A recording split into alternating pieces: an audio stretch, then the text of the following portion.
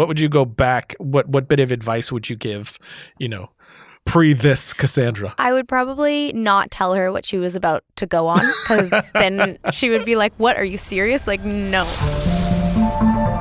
Welcome to the Film Riot podcast. I'm Ryan Conley, and today on the show we have my friend Cassandra Ebner. She is incredibly talented. She's an actress, a stunt woman, a producer, and a writer with a credit list of some of your favorite TV shows and movies. TV shows like Game of Thrones or Van Helsing, Wayward Pines, Arrow, to movies like Warcraft, Death Note, War of the Planet of the Apes, Power Rangers, Bad Times at the El Royale, Shazam, and so on. She just has an amazing amount of experience.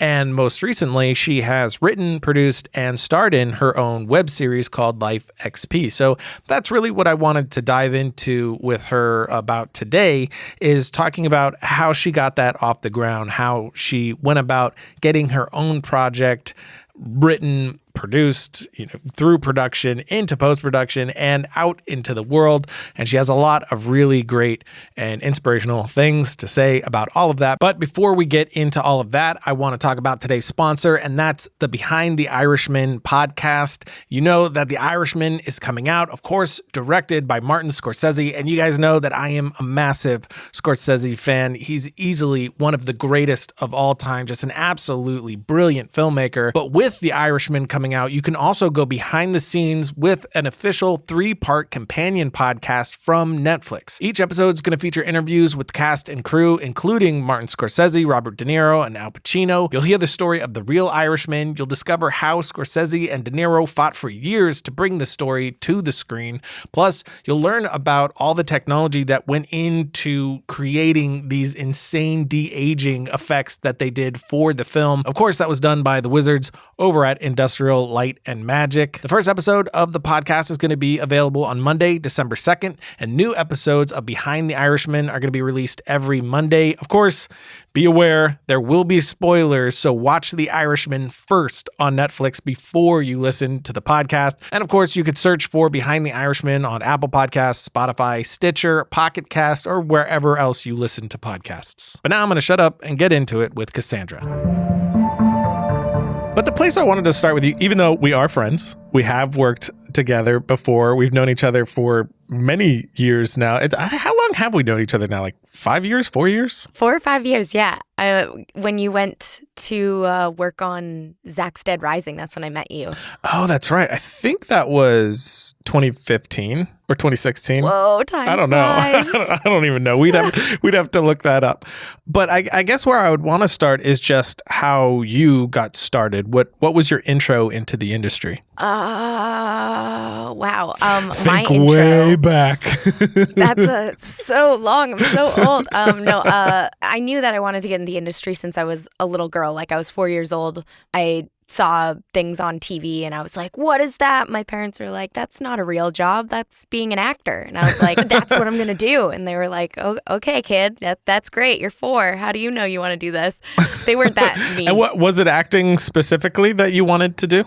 I thought it was because I'd seen like Jackie Chan doing his thing and I was like, that is exactly what I want to do. So I thought it was acting. And as I got older, I found out about stunts when I was probably 15, when YouTube came out and things were accessible. And I think there was these amazing stunt women posting these videos. And I was like, what? You could do the action and the performance? This is so cool. And so that was kind of when I started my endeavor of trying to get into stunts, because I didn't know what I wanted to do, because I was making my own films and stuff like that. So I didn't know if I wanted to be behind the camera or in front of it.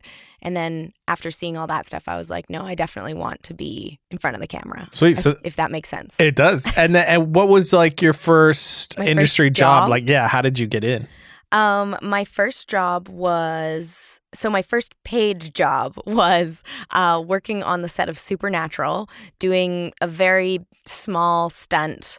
And then 2 stunts later, I got hired to do acting and stunts, which is kind of my background, which is meshing them both together. And I got to play on Arrow, where I'm a girl who's high on these drugs and I get hit by a car.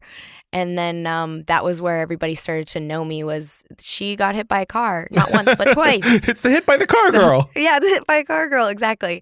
And then Croft came out and people saw my stunts and acting in that. And it kind of snowballed from there. And I've been working since 2013. Yes, wow, professionally. That's crazy. And Croft is badass. Trevor directed that one, right? Yeah, he did. He directed it, he edited it, and he made that one happen. I'll definitely link to that in the on the webpage for this episode so everybody could see it. That's a really great one. And that's kind of how I think we ended up becoming friends, was you were like, I've seen Croft, and we're like, we've seen Film Riot, and then we became friends. We should do things. We should do things. Yeah, totally. Which led to like the action month that I came out there and we shot all that action and you guys were just all the badass. I've told stories about all the little things like that extremely steep hill that all of us were like, no, we'll go around, and then you guys just walk straight down it like it was no big deal. And I was like, if I go down that thing, it's gonna turn into like one of those movie stumbling where you just keep rolling and rolling down the hill. That's one of the funniest things, is when we like end up doing, like, whether it's doubling or you're doing like an action part, there's like these situations that you get put in. They're like, okay, and now like look like you can run really cool through this forest that has all these potholes and as fast as you can. And you're like, how do I make this look cool? We don't say that without ever, breaking both like, ankles. Yeah. And so that's one of our specialties, is making things look cool when it might not look cool. You do it very well. I don't. That is why I'm behind the camera. I point the camera at people who do make it. Yeah, we'll see. But stunts is such a specific thing, and it can be so dangerous, and there's such intense skill to it, and you are incredibly skilled in it. So how did you get started with stunts specifically? Like, did you do training, or was it just something you just started doing and then it like sort of snowballed over time? I started, so I had interviewed a bunch of different stunt performers. Some people knew some people through other people, and I just kept asking my way into situations where I got to talk to stunt people, and they told me, okay, go practice taekwondo, boxing, go practice parkour, gymnastics, like get as many physical activities as you can under your belt so that you can get plopped into any situation where you can use one of these skills to help you with your performance aspect of stuff. So I started getting my taekwondo when I was 16. And before that, I did taekwondo when I was little, but I grew up without very much money, so it was an off and on thing. But then when I got older, I had a job, and so I paid for my own taekwondo classes. I would go to gymnastics when I moved to Vancouver on a regular basis, and then you'd meet stunt people there, and then you'd play with, like, if I tell you guys how weird this is. Okay, so we would go to gymnastics and we would be like, okay, practicing normal stuff like flips and stuff. And then we'd be like, okay, what happens if we like got shot in the leg and then you had to keep running over there to that destination? Okay, get shot in the leg, and now you get shot in the shoulder, and now you have to get to the destination. And we would just do stuff like that all night long, and it was so much fun. So that was my very professional practical training that I would do. I mean, it's not far off. I mean, it kind of feels like, because it is just another creative aspect of it, because there's so much creativity that wraps in with what stunt men and women do. And it's very relatable across the board, I think, to all different jobs. Because even the way that I learned how to construct a narrative is the exact same way. Like, when I was younger with a camera, what if this happened? And then what if this happened? It's like all the same stuff. It's just having that sandbox to play in, I think, is what really sharpens the knife, of whatever that creative skill is. So that's what's something that's been most interesting to me about doing this podcast, is how much, because I've talked to everyone from people like you, who is an actress and a stunt person and a writer and a producer. You're all the things, so it's a little different. But like, from stunt people to directors to writers, producers, composers, sound designers, just every avenue. And although it is different fundamentally at its core, it all seems the exact same, which is very interesting. And exciting. Like, it really goes to show you that we have, like, I want to say, like, we don't have excuses. It's just a matter of playing, getting better stuff eventually, and like different opportunities to learn from other people. But it's always there. It's in us. It just takes time. Yeah, I so agree. And like you said, no excuses. You see a lot of people make those excuses of like, why aren't I doing this yet? Why aren't they giving me a chance? And there's almost an entitlement to the way that it's said, where it's like, no one needs to give you a chance.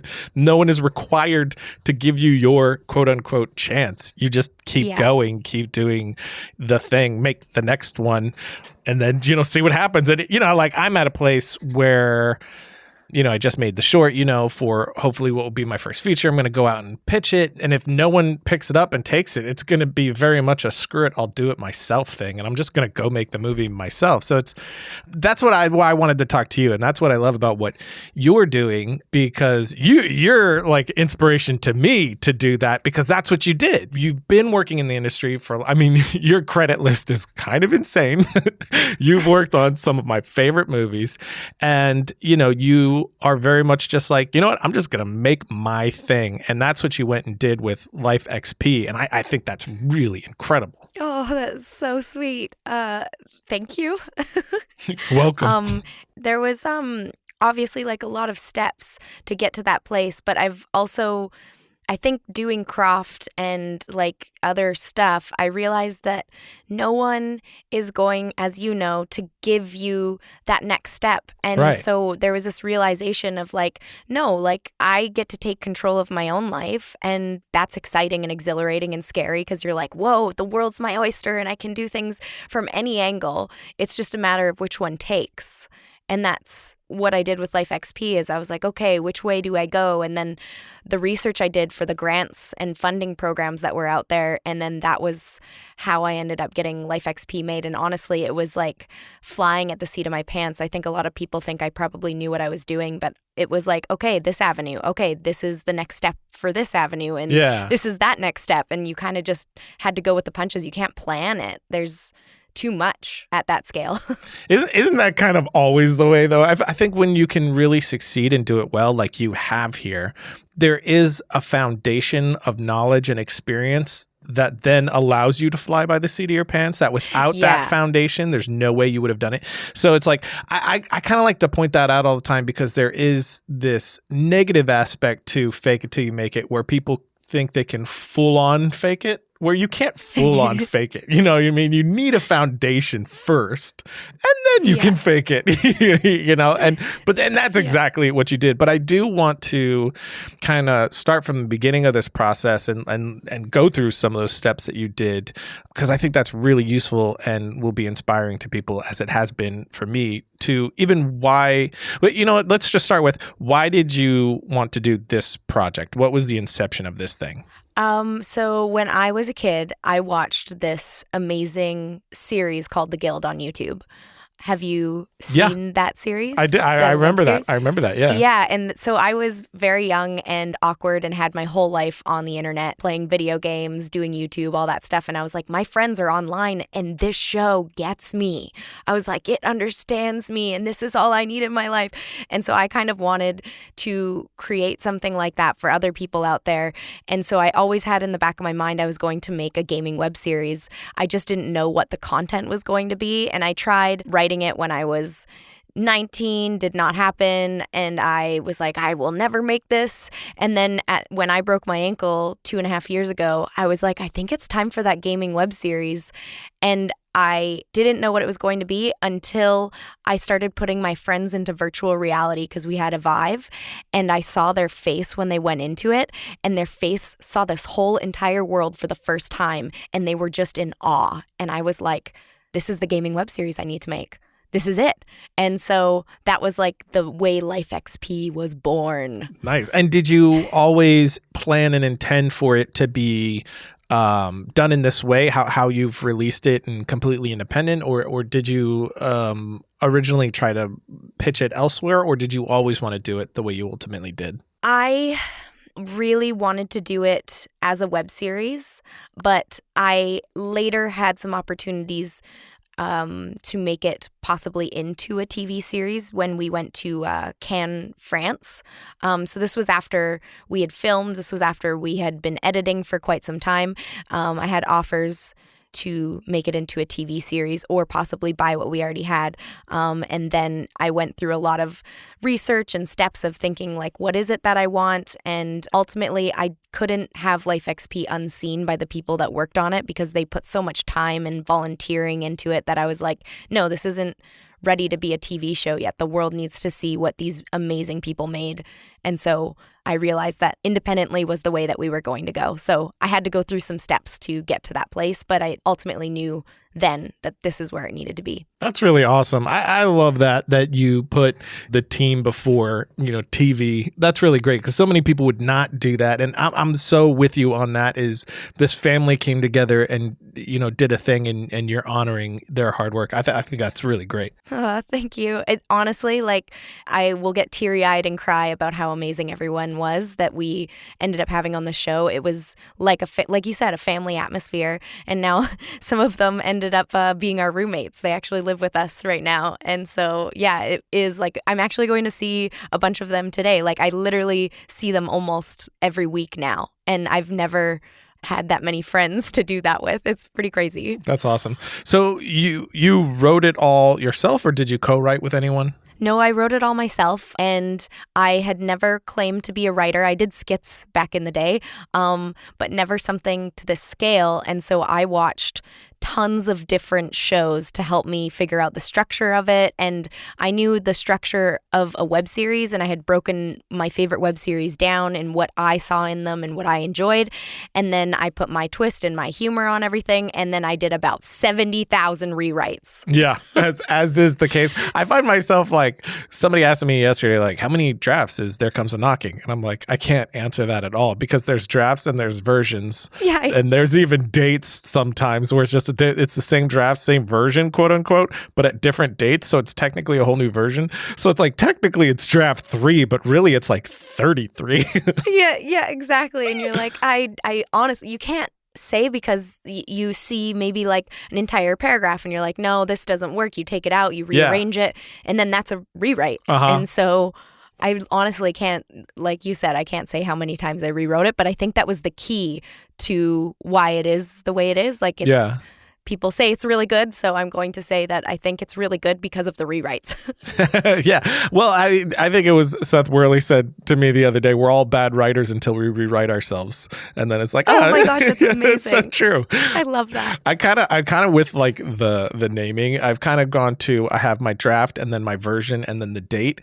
And then the draft is I only go to a new draft, quote unquote, when it's like a new overhaul. So it's like I get to a new place where I'm like, okay, now it's ready again for people to read this version. And then they give me their notes back. And then there's actual structural changes. I added a character and that's a whole new draft. And then that draft gets sent out. But in between the drafts, I'm doing all these, like you said, like little paragraph changes, fixing a dialogue scene, and then I just version those. So drafts to me, how I've ended up doing it, which is just recently that I'm like, yeah, I like this. I'm going to do it this way. Is drafts are like really cool. Big changes and versions are small changes. Oh, cool. Okay. Because I was like drafts and versions. Like I'm a little lost there. Like I don't even. Oh, don't get me wrong. I didn't have any system. I don't think anyone does it that way. It's probably a really stupid way to do it. It's just like I was like, I got to figure out a way to get organized with this because you version it and then you have all these versions, and so I wanted to get it like real organized so I would know where things were, and if I wanted to go back to what was the one that had when the structure was like this or this character was still in it, so I did it that way, and then I even have like draft 1 folder, draft 2 folder, draft 3 folder, just so I could because you wrote a web series which is like a lot, I'm sure, so it's like it just feels like you're dumping marbles on a table at some point, so I just wanted to organize the marbles. That's so smart. I'm like, I should be writing some notes down right now. I'm like, oh yeah, I'm going to steal that. Thank you. It's probably like every legit writer listening to this right now is like, oh, Ryan, what? No. Yeah, they're like, stop. No, don't take this advice. Stop. Don't say this out loud. I don't know. That's just the system I've come up with. But anyway, so you wrote the series, and did you have a full series written before you started figuring out where you wanted this to live or how you were going to make it? I believe I probably wrote the first 4 episodes, and then I had like a mapped out thing in front of me physically because I always need to see the world. So I had like, okay, this is what episode 1 looks like, 2, 3, 4, 5, 6, 7, 8, 9. And then I kind of had an idea of where I wanted it all to go. And then I started kind of looking for funding at the time because I was empowered by my friends who were like, well, you keep talking about this thing. Why aren't you making it? And I was like, oh, I'm going to show you. And so I was looking for funding before I had finished it. But then when I was going for the funding, there was all these steps that you had to have completed. And so in that time, I was like, okay, I'm going to push through till episode 9 and have all the scripts ready so that if we go into this, I have everything ready. And so I probably finished it right around the time that we needed to hand everything in for the funding. And then I kept rewriting it after that because the people came back with some suggestions. And I was like, oh, those are great suggestions. And so I changed it according to pretty much anyone who had suggestions. I would take it in, research some stuff, and then I'd be like, yeah, that is a really good idea. And then I would change it like we were talking about. Let's talk about funding because that's probably the question I get asked most is just how do you get money for a thing? Usually it's like a short film and, short films are just crazy hard to make. And usually there just is no money and you're just making it happen. So for funding for something like this, which I know it was a decently low budget for what you guys pulled off, right? Yeah, it was, we had $150,000, which we don't tell distributors or sales agents because they take that and they go before even seeing anything. They go, oh, okay, so that's what your thing is worth. And then they put a dollar sign on it. So if you're going into meetings and you're excited about how low budget your thing is, don't say that. Say it how much it would have cost to make it, or say, I don't know, anything else other than the low budget. We got categorized into some stuff and I was like, oh, interesting. So we shouldn't say what the actual budget was because it doesn't look like that. And for a lot of people, they hear 150,000 as far as people listening to this and they're like, that's not low budget. 150,000. I made mine for 500. But for what you guys did and how long it is, how many moving parts there are, these epic action scenes that you did. I mean, just from the trailer, some of those epic like fantasy battle moments that you guys, that is huge. It looks like 5 times the budget of what you had. And I think that's the big point that I want to drive home is although you guys did have 150,000 for a lot of people, that's a lot of money. For what you were doing it with, that is not a lot of money. And I know that very well from doing Ballistic. Once you get into like action and practical effects, that money goes so fast. It was a huge eye opener for me because I had never done something like this or employed people at the time. I'd always done short films out of volunteer type situations, as you know. That's like. So you're kind of like, you don't realize how much everyone's skills cost. So everything was still low budget and at a like pretty much volunteer rate. And then the costumes costed a lot. That's where a lot of the money went. And then feeding everyone, because that was really important to us, is like we want people to feel like they want to be here every day. And that means food. Yes, exactly. That's what I'm always saying the exact same. Like if there's one thing not to skimp on, it's catering. Food. Nail that. And you will have friends forever. Yeah, totally. But that is still a decent amount of money that you were able to get together. So what was your method of pulling that sort of funding in? Was it investors? Was it grants? So what we did was, I had searched the internet for whatever I could, really. I was like, okay, I am a woman who wants to do a gaming series. Okay. Gaming funds, and I would look up stuff. I would scour. Okay, there isn't really anything that applies to me. Okay, it's a web series. Okay, oh, there's some web series funds. Oh, okay, let me look at the credentials here. Okay, I need this. I don't have that. I can probably get that. And so I went through a bunch of different web series funds. That's kind of where I landed because Canada has quite a few. And my suggestion to anybody who doesn't live in Canada is make a Canadian friend, and they can help co-produce or whatever for maybe that funding. But after looking at the requirements of 2 funds, I applied for both and I got one of them. And that was the Independent Production Fund. How many hours would you say you put in of work of researching and trying different methods before you landed on that one? Oh my goodness, no one has ever asked me that before. Probably 4 days, like 5 days straight. Like if I was thinking of time wise, so 12 times 5 whatever that is. Yeah. Which is, the reason I ask is because I know from talking to you guys before, I know how much time and work you put in. And people like to throw the word luck around a lot. And I don't think it's luck. I think it's hard work and dedication. And I'm just going to keep gushing over how you pulled this off this entire conversation because I really am very inspired by it. And you just took the reins in your own hands and you just like, I'm going to make this thing. And you put in the work, you put in the hours researching and figuring out how to make this happen for yourself. And I love that so much because I usually just hear excuses, like what you said before, no excuses. Or, oh, they're just like, oh, but they have all these resources. But you put in years and years and years and years and years of work in the industry, starting from nothing to build up your connections until you finally cash them in after, 16 years? What is it? Not 16 years. It was more like 6 years, right? Yeah, about 8 years of training around here. And I'm going to go back to what you said earlier. You said, if I can't find the funding for my movie, I'm just going to make it. And that was the point I got to with LifeXP. And I was like, if I can't find the funding, if none of this works out, I'm going to make this series on a weekend with my friends. And I'm going to figure out who's going to be in it. It would have been a very different looking series, but this was the point that I got to in the acceptance. And I think that probably helped through it all because I felt like each step of the work that I was doing for free, obviously, on my own time, was a learning experience. And it was learning for future stuff or maybe this project or another one.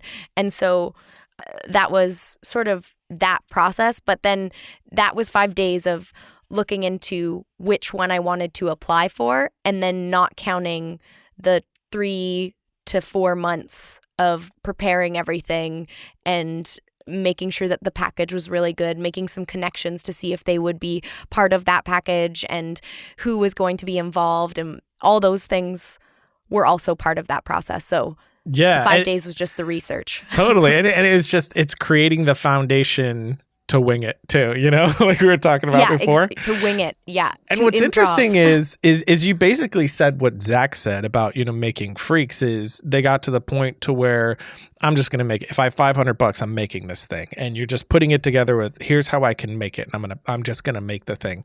And it ended up just getting bigger and better and bigger and better as your project did. And it reminds me of something a friend of mine told me where, he was giving advice on when to go and pitch. And when you go in and pitch, don't go in there thinking they're the train that you need to get on. You're the train and they can get on it or not. And it seems like that mentality is the one that you had, is the one that Zach had. Some other friends of mine that are now, their thing is starting to move for them in a really big way.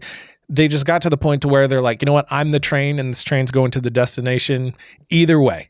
But, so whoever wants to get on board, great, get on board. And because of that, it was just this constant forward motion and constant work and drive and passion. Like you said, those months and months and months of putting that package together and figuring it out. What's the phrase? Is it like luck favors the prepared or something like that? Yeah, I've heard something similar. It's like a luck plus, opportunity plus preparation equals luck or something like that. Yes, exactly. That's what I've heard. And it all kind of boils down to that. And I keep reiterating this stuff just because of I have a decent pool of people who will communicate me about them wanting to be filmmakers or wanting to figure it out. And it seems like people see people like you who are doing it and putting something out that's really polished and looks great. And to them, they're like, oh, this came out of nowhere. She just made this. She just jumped right to it. No, no. Years and years of hours and hours and hours and hours of doing and learning and doing for other people. It's just all that capital you built with all the hard work that came forward, and even for this one, before you could ever get there. And that's why I'm trying to drive that home, because again, I think it's inspirational for other people to hear, but it really inspires me too with even what I'm doing. Aw, well, I'm so glad that you have said that, because there has been a lot of conversations where people kind of, you can tell, like, they're like, oh, you just like suddenly made it appear. And I was like, oh yeah, if you just mean like the couple hours of doing this and that. And like, I obviously jokingly say that, but I think it's important because I want everybody to feel like they have the opportunity to do it just as much as I do. And so I'm so glad that you're driving that home. I appreciate that. And also, I'm going to say about the big budget that we had, I don't know if many people know this, but us producers and myself, we never paid ourselves for the time that we put in. Maybe if it was like a smaller type of show, like in a room or something, we maybe could have. But it was really important to me that the money go into the screen or like to our friends who are putting all their time in.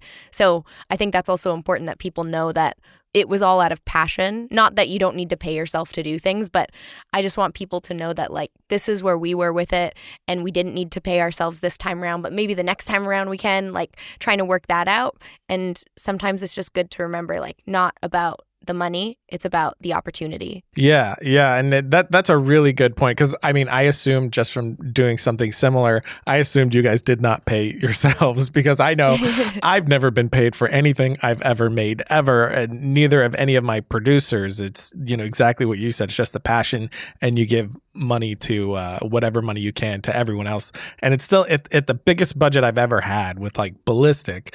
Still so many people did it for free or half rates, and that was the only way that we were able to make it happen because you're just trying to operate on another level now, which is funny because you'll have people sort of talking down to that, but it's like, no, I did all the other levels. We're trying to get to another level and another level and another level.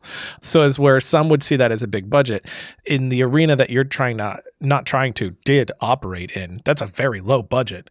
And you used it really smartly. Oh, thank you. I know that I can't take the credit completely for that. It would definitely be Irma and Trevor's brain who figured out like, what is best seen on screen. And we had a few other people who would like chime in about like, oh, okay, make sure you see this on screen. We don't need this. Like, what's the story? We always came back to what's the story. Yeah. And at the end of the day, if something looked cheap, we would take that out, even if it was something that we were like, oh, this would have looked really cool if we had this in. But we always wanted to make sure that it looked big budget in the screen that we had. I'm doing finger motions right now that you can't see. I have director finger motions going on right now. I can see it. I can picture it. Okay, thank you. And Trevor was director for the whole series, right? Yes, he was director for the whole 9 episodes of LifeXP. And Irma was producer?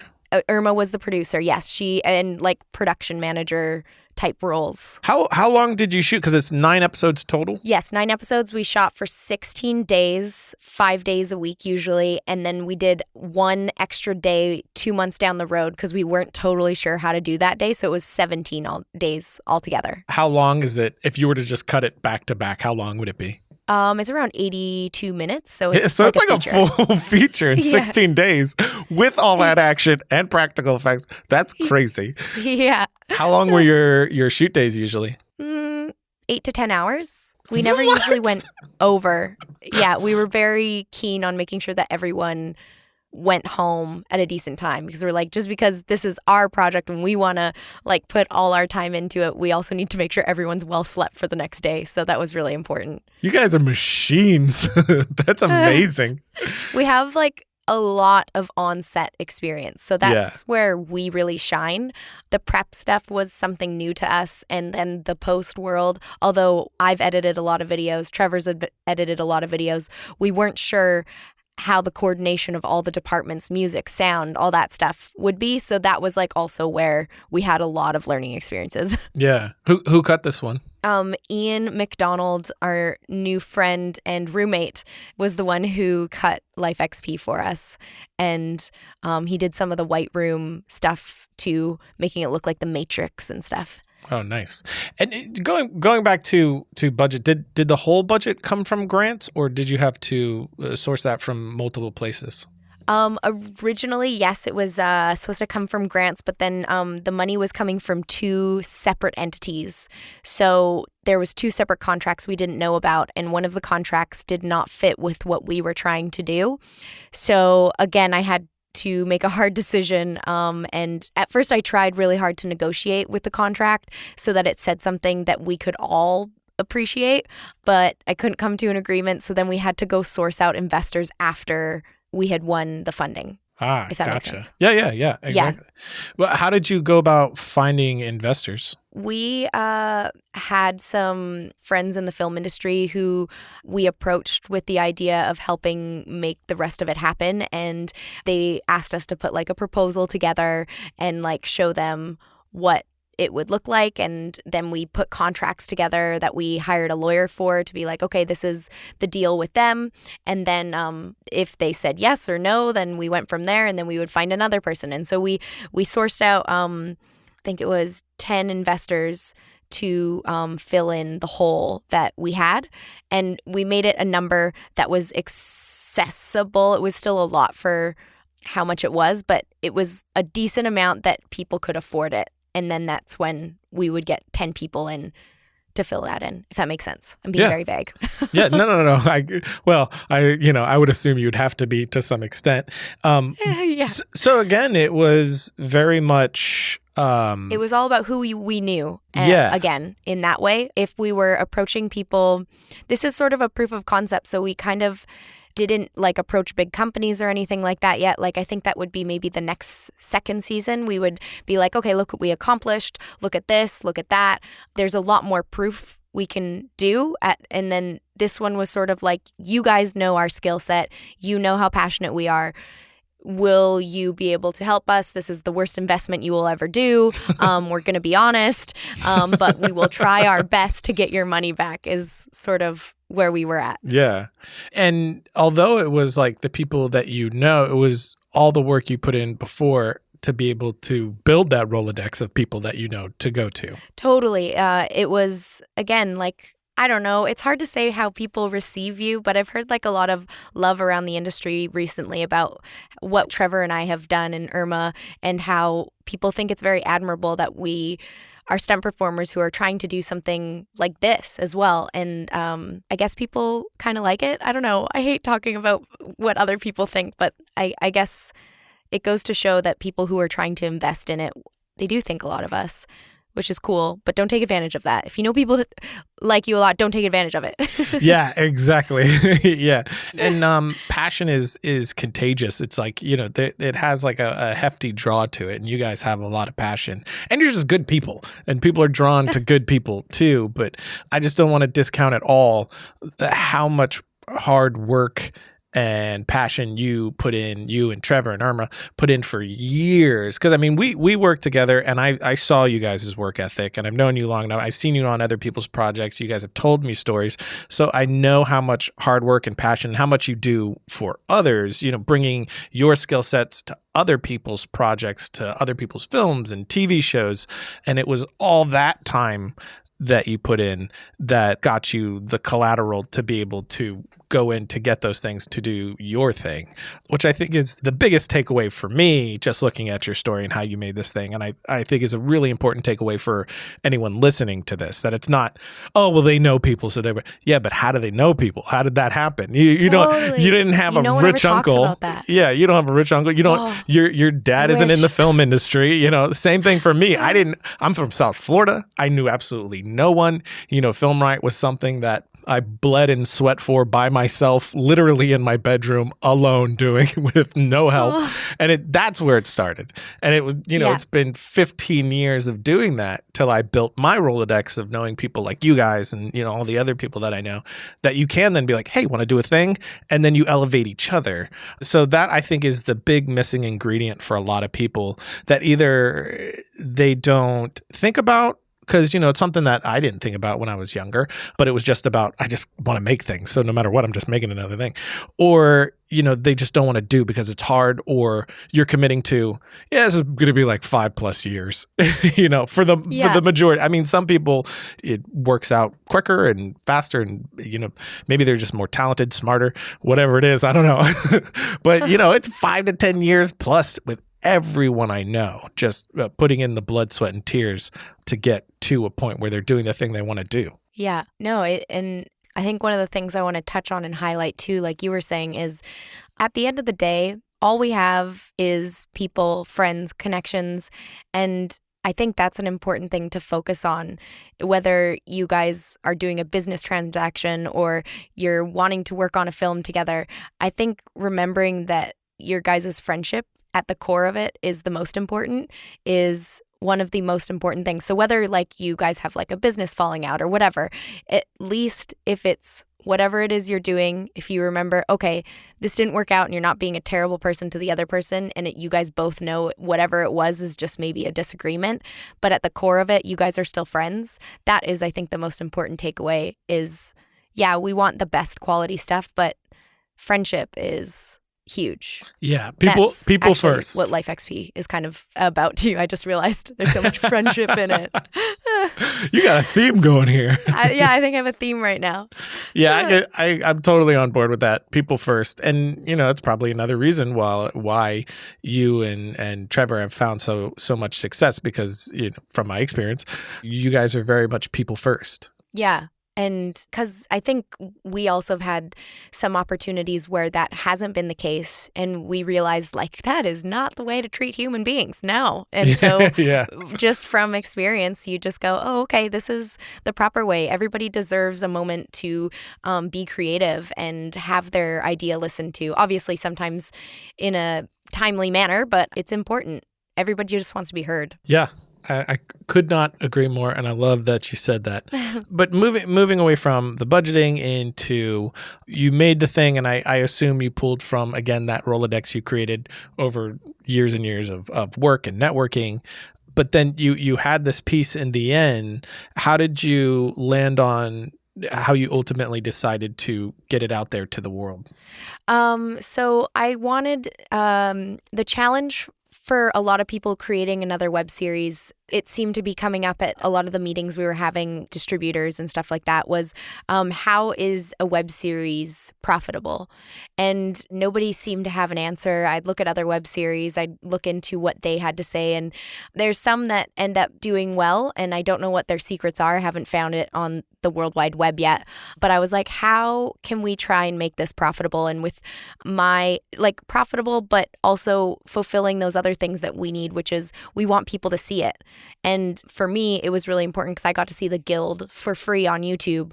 I really wanted to provide that for someone else because, maybe it's meant for kids to watch, or there's one person out there who needs this story in their life. And although it's not like a heart-wrenching, life-changing story, it's a fun one that I was like, some people need this right now. And so I wanted people to access it for free, but I was like, what can we offer people to want to go over to the Vimeo on demand page to buy it, which is we receive 90% of the funds. So that's why we picked Vimeo instead of another route. And so put it on Vimeo. We have behind the scenes on there. We have commentary. We have the uninterrupted feature version so that it would be a reason for people to want to support us doing another season or trying to show people that this is profitable.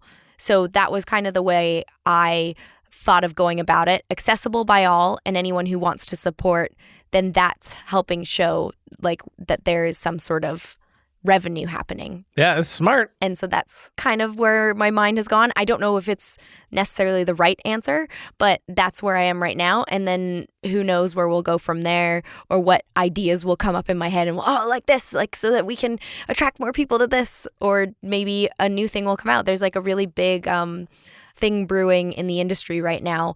I don't know if people are talking about it yet, but it's a short form series online. I think probably sort of like Netflix type streaming service. It isn't Netflix, but that's Quibi? What it is. And so, I didn't know if we're allowed to say that on here or not. Yeah. It might change the whole game. It might change the way that web series are received and how the funding works. They might come up with something we didn't even think of. We don't know. It's kind of exciting to have a web series in this time right now. Yeah, it's very unique. And the way that you did it is very unique. It harkened back to sort of the early days, like the Guild and stuff like that, but in a more modern, brand new, because everything has switched and gone a different direction. Yes. So you definitely had to pave your own way with this. So it's been very interesting to watch, but you've gone through this, you have it out, people seem to really be loving it. So what advice would you give you at the very beginning when you were starting to write this thing, your baby, which you actually made happen, which is just amazing because basically you just made a feature happen, and that's incredible. So what advice now, knowing what you know, going through, not just going through this, but succeeding very well in what you wanted to do in the beginning, what would you go back, what bit of advice would you give, pre this Cassandra? I would probably not tell her what she was about to go on, because then she would be like, what, are you serious? Like, no, like that's a lot of work. I'm just going to take a nap instead. Yeah, I don't think she knew how much work she was going to be doing. So I'd be like, you got this, but like, take breaks. Like I would work for like 15 hours on stuff, 16 hours, and then I would go to bed, wake up, do it all over again. And it made parts of it not fun. And I think that's really important for me. I know some people don't have to have this, but I have to have fun in order to be doing that work ethic without getting like slightly insane. So I would probably just encourage her to like, how can you make this fun for you? And I do really love to learn, so that would be fun. But the repetitiveness, and also you don't need to respond to people right away. Like I always felt like if I got an email from someone that I needed an answer right now, and I think knowing now that like you can take your time with answers and take your time to like, respond to someone so that you can sleep on it or whatever, I think I would say take your time. So would you say that's like, because I feel like every new project I do, it's kind of like, very much seems you're the same way. It's like, you're trying to raise the bar. You're trying to make yourself uncomfortable, push yourself in a direction you haven't gone yet, do something you haven't done yet, which makes it stressful. And that makes me naive in some way. For every new project I do, there's something that I'm naive about that in the end I'm like, oh, that. Okay. Even just pitching and writing a feature and all that stuff, there was like, there was a lot of things that I was definitely naive about and started to become illuminated going through the process. So is that the thing that you would say you were most naive about, is the level of work it was going to take? Or is there something else that you think you just didn't expect and now you're like, now I know? Yeah, I think the amount of work also, it comes with me as you're talking, is also the communicating with people. Like I've done everything over the internet, as you will probably relate to for the most part. And although I like talking to people, I have like a very introvertedness when it comes to like asking people for help or like asking people to do a task or something. I have a huge layer of wall I have to pound my fists through to ask that question. Yeah. So that would probably be like another thing for me. Maybe it's the new generation being on our phones all the time and not talking to people face to face and asking for things. That was a huge thing I had to get past. And even now, like it's still hard for me, but I think I really grew from that. So maybe like coaching previous Cassandra through like communicating with people and how it's okay and you're not going to die, that would be really, really beneficial. Because like I literally, it's so stupid, but I would know that I have to like maybe talk to a lawyer or call them or call a friend and ask them to help me with something. And I would like cry for like an hour before I would call someone because I was like, I don't want to ask them this because I know I'm capable. I just don't have the capacity to do all of these things alone. And so I know it sounds weird, but that was like a huge thing for me to get through. That does not even kind of sound weird to me. You are speaking my language. I am feeling you on a spiritual level. I'm a very timid person. I mean, I've heard from other people that it definitely doesn't. They're surprised to find out that I'm kind of shy just because of Film Riot and everything. Right. I know. I get you. I've always been very timid. And so it's like, it's funny because directing is like completely counter to my personality. So I definitely relate with you there. Well, I'm glad I'm not the only one. And it felt like super weird. And like everybody around me is like, you just have to call them. And I was like, you don't understand. Like my insides feel like they're going to explode if I do this. Totally. I'm definitely a type that if I'm at a party, I would rather disappear into the background than anything else. So it's like directing's the only time where I'm okay being at the center of things.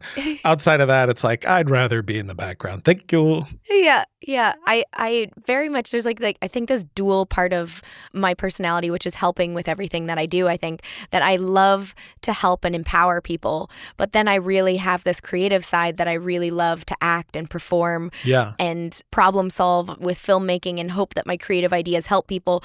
So there's like this weird part that needs to be like doing this thing that's kind of in a way not selfish, but very self-fulfilling. And then the other part where I need to be fulfilling other people. And so they clash a lot when this kind of stuff happens. But it also, I think, is probably like the artist in us that comes out, and you have to figure out that balance. It's quite cool. I love humans and their brains. They're so weird. Yeah, totally. It's like, it's like you put on your magic glasses pretty much, like from Big Daddy. As long as you have the magic glasses on, you're fine. And that's, I guess, like the second I'm, behind them on, I'm the director and on set is like, that's my magic glasses. It's like, it just, all of a sudden your typical personality traits just morph. And it's very interesting. I've heard that there's like, I think like when you're actually functioning at your best in your self kind of, there's like, it's almost like a whole other level of your personality that comes out. And it's probably like for you in directing, it's just like I don't know, like your whole personality and everything shines when you're in that position. Yeah, that's it. That's interesting. But you do so many different things. You produce, write, you act, you do stunts. What's the one thing, or can you even choose that it's like, this is my thing that, if I could do this on the highest level possible, that's what I want. I do have something that is in my brain that I would love to do. It would be obviously performing my own stunts, but getting to like help create and morph stories into something fun and do the acting, if that's not too much to ask. All of it. Essentially, like I've always loved acting. I've always loved creating these characters. But there's something that I find very admirable in a lot of people like The Rock, for example, who's like creating his own opportunities and the stories that he wants to showcase. I am not one of I love telling other people's stories, and I love stepping into what people have come up with and stuff. And I hope I'm not digging myself in a hole by saying this, but like I'd love being from the ground up with people, working with them and their stories to create exactly the vision that they want. And that's where I'm trying to create my own job and position where I get to go in with people and be like, okay, let's do this together. Like, I don't need to like write anything necessarily. I don't want to like necessarily produce, but I want to like just creatively be involved. I've always loved filmmaking, and I just want to make the best story possible and the coolest stuff. Like, I think if we're all on the same page, then it's only going to be better. Yeah. Instead of showing up on the day and being like, okay, these are my lines and I'm doing my thing and you're doing your thing. Like, we're working together to make the best thing. And so like I was talking to some people about how if I'm to go into a project, and whether it's like a free one or it's like a big project, I want to do a camera test. So I know the style of the director. So I know what they're looking for, because that might change the way I might perform something. If it's very Edgar Wright, I might play those moments of like those cartoon moments where your jokes come within the camera.